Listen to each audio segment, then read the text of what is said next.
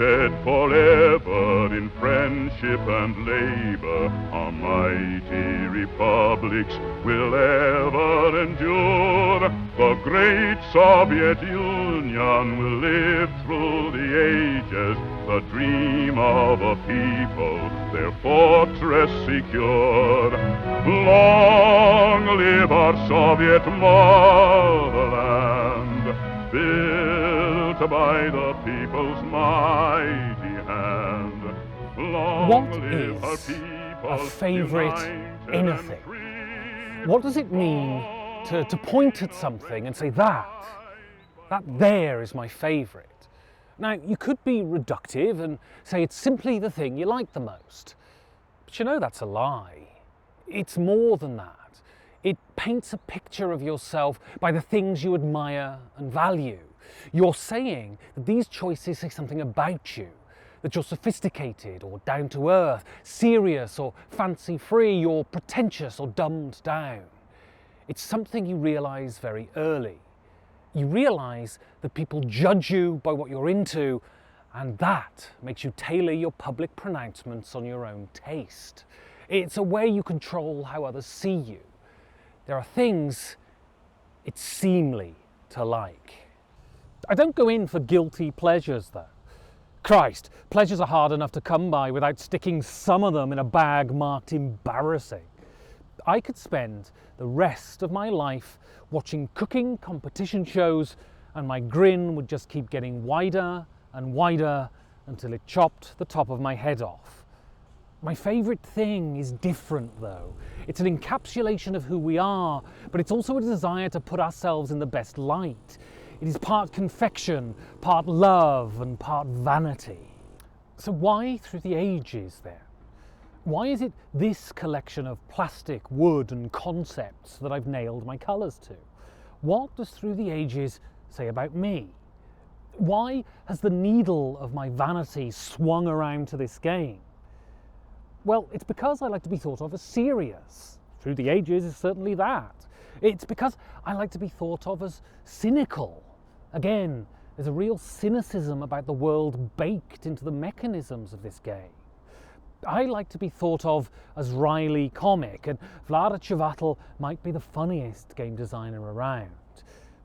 In essence, I want to be thought of as intelligent and funny, but with a bit of knowing cynicism thrown in.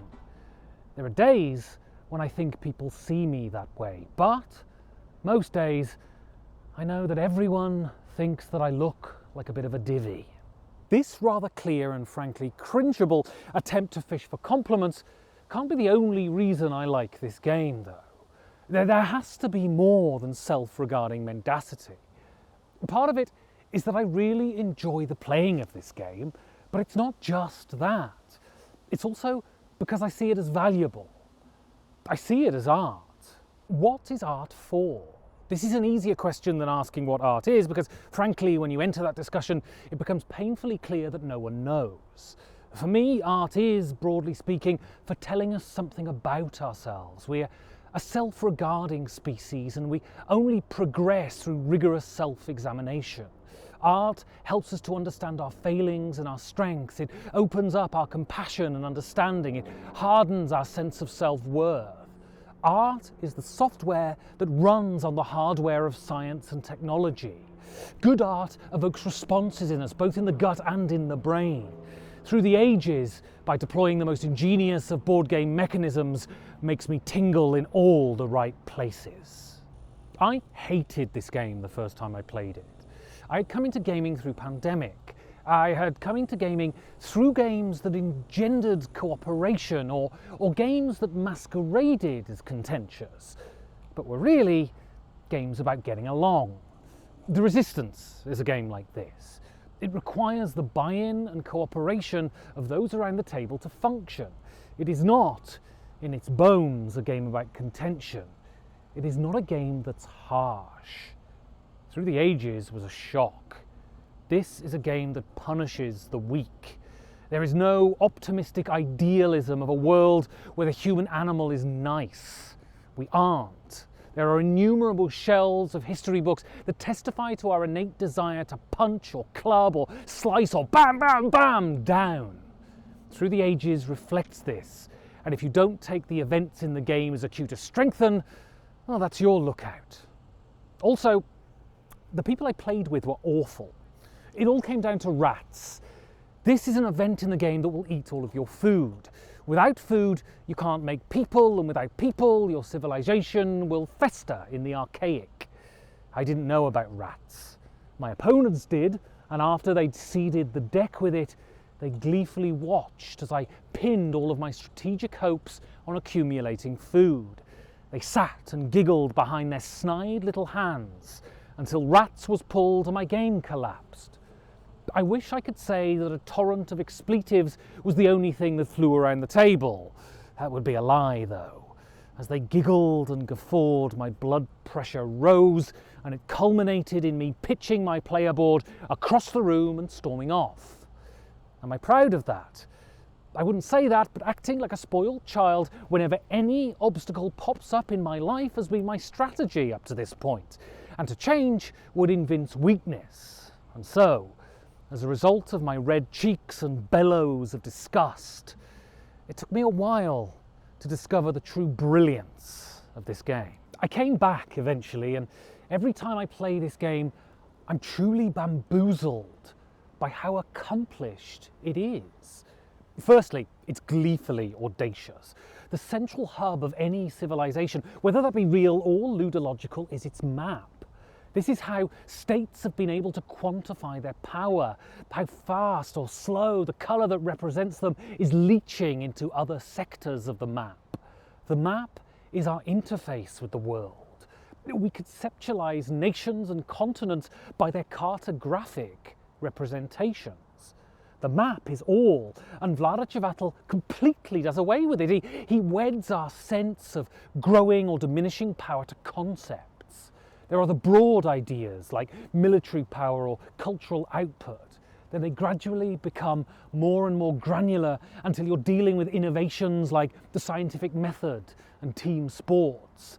This abstraction, rather than distance the players from their growing nation, gives them the skeleton over which they can lay the muscles and flesh and skin. Whether through coherence or counterpoint, we can tell a story about what we're building. This nation is an authoritarian state with a penchant for opera, and this one is a republic that really loves guns. In this game, he manages to create a series of interdependent ecosystems simply by using cards. This is astonishing. It is this interdependency that makes this game so wonderful. Through the Ages reminds us not only that our actions directly affect others, but also that we have a communal responsibility to the welfare of our communities, nations, and ultimately the planet. We can don the blinkers of nationalism, but once that lever is pulled, it prompts the same reactions in others. This is most clearly demonstrated in the utilisation of military force in the game. There is no compulsion whatsoever to build up your military power in Through the Ages. It's cultural influence that determines the winner ultimately, so you could play a completely pacifistic game. No one ever does, though. Through the Ages models evil done through good intentions beautifully. If one person, through unsubstantiated fear, starts to creep up the military track, that everyone else is compelled to, as the events will hit them, and conflict in this game, though rare, is brutal. Every nation is connected through invisible threads that, when pulled, prompt reactions in others. Through the Ages shows us that even the concept of conflict will force us to act in aggressive and irrational ways, that arbitrary divisions based on creed or geography will pull us inevitably to the brink. It also posits a far more comforting scenario, though, an unrealistic one, but comforting nevertheless. It lays out a possible future in which we don't channel our resources into international muscle flexing, that it's unnecessary, and we can understand that our connections don't threaten us, but strengthen us, and all of the money wasted on cluster bombs and landmines could be used to foster understanding and progress. That the military track is just an appendage, another board entirely. and we can ignore it completely. It just takes a belief in others and a confidence in ourselves. This is the genius dichotomy that is central to Through the Ages. There is the constant duality of what is and what could be, the real and the aspirational. If that wasn't enough, Through the Ages is the quintessence of board gaming narrative. This is because it never strays into the tricky area of cross-media storytelling. Through the Ages understands that a game's true power to speak to us is through its mechanisms.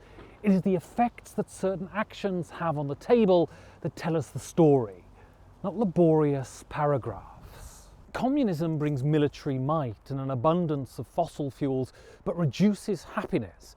And fundamentalism sucks the life from your scientists. Vlaada Chvátil turns his views into mechanisms better than any designer has managed to thus far in gaming. Through the mechanisms of the game, he makes it clear that he values religion and detests communism. He understands the terrible deals we will strike to fill short-term needs. This game wouldn't be a great work of art, though, if it was simply a dour trudge through humanity's failings. Chvátil is a designer that loves a good gag, and there are loads in this game. Sid Meier turns scientists into gaming addicts, and football transforms the populace into happy hooligans. Through the Ages stands up to plays, novels and movies in terms of narrative, but, and this is vital, it doesn't borrow from those art forms. It does all of its work purely as a board game, and this is why it works so well. Just thinking about this game excites me, and this is the crux of my love for Through the Ages. We can talk about the audaciousness and skill of its construction all day, but as with any work of art, it is the reaction in those that experience it that is the real measure of its value. And Through the Ages does everything for me. There is tension and excitement, there is anger and resentment, there is the constant demand on the brain that makes it squeeze out dopamine and serotonin. Every time I become completely submerged in a game of Through the Ages. But this shouldn't imply that to play Through the Ages is to embark on a solipsistic voyage of self-indulgence. There is constant, lively interaction with the other players. It promotes internal and external communication. Also, there is enough time and space in Through the Ages to drive the player through the domains of comfort, fear, triumph and disappointment. Then when I've finished, after the final points have been tallied, I feel warm. I feel invigorated. I feel like I've used a portion of my meagre life valuably. And this is why this game is number one for me.